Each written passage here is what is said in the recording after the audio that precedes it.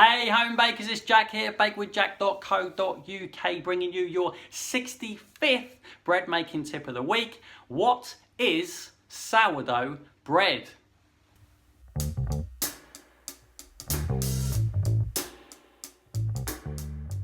Hey, welcome back. Sourdough bread is a massive, ridiculously huge subject, and I'm looking at tackling an aspect of it not every single Thursday, but every now and again I want to tackle a little bit to do with sourdough because it is huge and broad, and a lot of it is about how you think about sourdough in your head as opposed to what is a sourdough recipe or whatever and this and that, whatever. And hopefully by the end of this video you'll understand why that's more important than a recipe.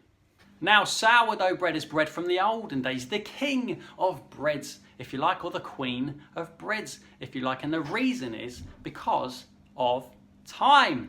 Again, time makes everything amazing, makes the structure of bread and the texture and the flavour absolutely wonderful. And at one end of the scale, you've got a supermarket loaf with no flavour and no structure, no texture. And then right at the very top, at the peak, at the pinnacle, is a sourdough with maximum flavour, a little bit of a sour twang, nice crust, lovely texture, long keeping quality, moist crumb, absolutely wonderful, delicious king/queen of breads.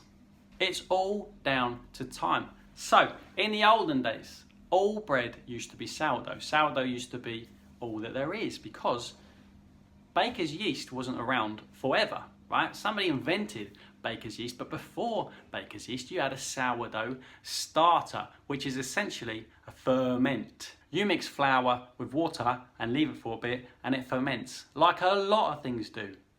Grapes, they ferment. This bubbling up ferment, let me show you close up, is what is responsible, you see that? I don't know how to focus this on that. Is responsible for rising up your dough, not yeast, right? Because there are live natural yeasts, whatever it is, inside of here, effectively making bubbles. Bubbles is what you want.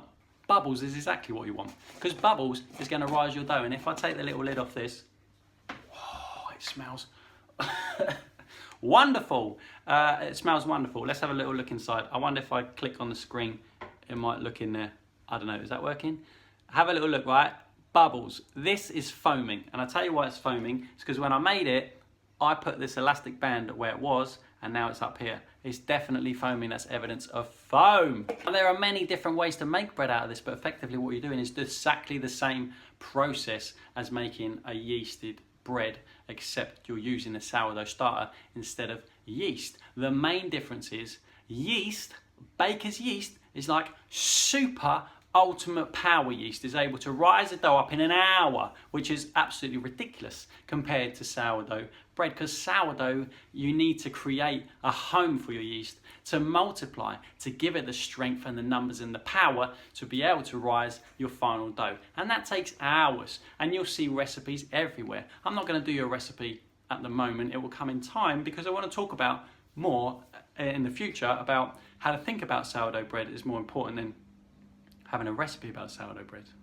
Sourdough has maximum time. There is time in this starter. A starter takes 3 to 4 days to make until it's ready to bake your bread. And then you mix with something else and leave it for a few hours and let it puff up. Some people make a leaven or a levain, and that's how they make their bread. They put this into something else and let it foam up before it puts into their final dough. Some people make this into a little production dough that makes a little home for this to multiply before it goes into the final dough. But either way, whatever way it is, it takes a lot of time to get flour from this into this in the first place, and then into your bread in the first place to make actual bread. If you wanted to make a sourdough starter from fresh flour and fresh water, start to finish, probably the minimum time you can do it in is probably about 6 days, I would imagine. But once you have this, it's only going to take a day or 48 hours, or however you fit it into your schedule. It's up to you. And that's the beauty of sourdough bread, is that it's all down to you. It's a story of you, and it's a story of your life, and it's a story of when you're available and when you're not, and it's a story of the last 24, 48 hours of what you can do. When you cut it open, it's the story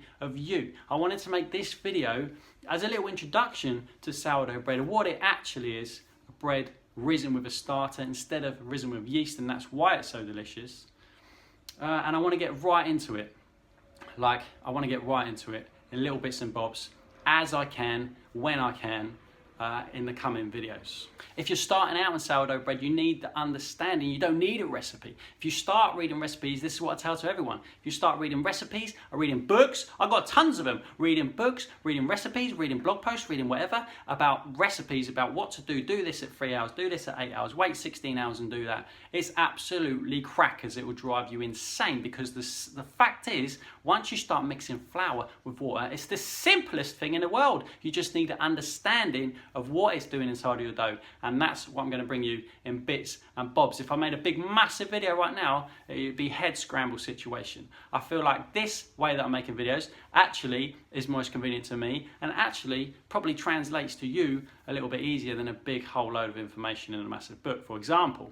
Because I know how my brain functions and I couldn't cope with it all in one go. So listen, there's going to be more sourdough stuff coming up in little bits and bobs. Don't expect it every week because there's so much about bread that I want to tell you every single week. There's literally so much. What is it, 65? There's so much I want to tell you about bread with 65 videos in, and sourdough stuff is coming in bits and bobs. But this, I wanted to make a little introduction to sourdough so you sort of understand what it is without actually having a loaf. That would have been good, wouldn't it? Error. So listen, thank you very much for hanging out with me today. We do this every Thursday, and if you are missing stuff, missing bits and bobs of content, my blog posts, recipes, articles, diary entries, videos like this, if you're missing bits and bobs, don't forget you can sign up to the Home Bakers Bulletin, which is a little email I send out every single Thursday, and I'll just bundle everything in from Instagram or wherever. I just bundle everything in so you don't miss anything. You don't have to read it every single week. It just pops it in your inbox every week. It's all there for you so you don't miss anything. You can sign up underneath. Click the link, or if you're on my website, you can sign up in the little box to your right. Anyway, that's it. I look forward to seeing you next week for another bread making tip. I'll see you then. Bye-bye.